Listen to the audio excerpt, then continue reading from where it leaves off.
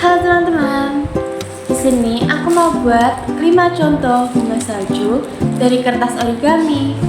Untuk membuat bunga salju, kita cuma butuh 3 alat dan bahan aja loh. Cuma butuh gunting, pensil, sama kertas origami. Buat yang mau tahu caranya, yuk simak video aku sampai selesai.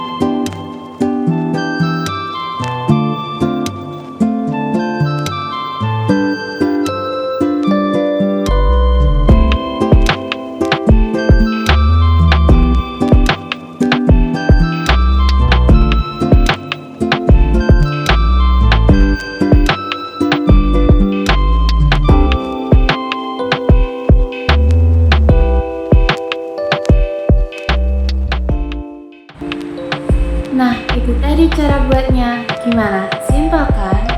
Buat yang mau tanya contoh lain, bisa komen di bawah ya. Nanti aku bantu buatin. Jangan lupa like and follow akun ini ya. Thank you. Bye-bye.